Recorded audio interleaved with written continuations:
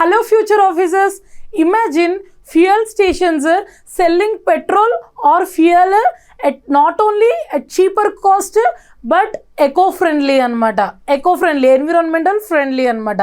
అదే E20 nothing but ethanol blended petrol.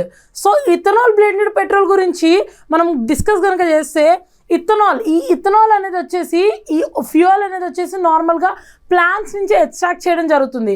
Like sugar cane అవ్వచ్చు, maize, మొక్కజొన్న అవ్వచ్చు, ఇలాంటి ప్లాంట్ ఎక్స్ట్రాక్ట్స్ అనమాట.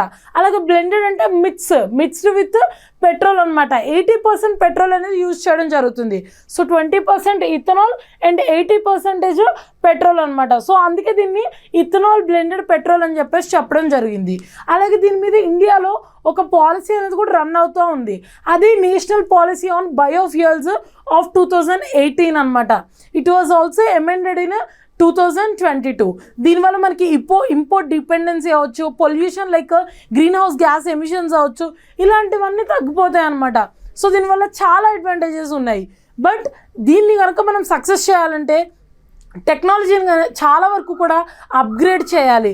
And also cleaner greener alternative ఏదైతే ఉందో దీన్ని ఇంకా సక్సెస్ఫుల్గా రన్ చేయాలంటే మనం అప్గ్రేడ్ అవుతూనే చాలా అవేర్నెస్ కూడా స్ప్రెడ్ చేస్తూ ఉండాలి.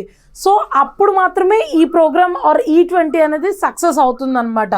So let's drive into greener future my dear aspirants or future officers.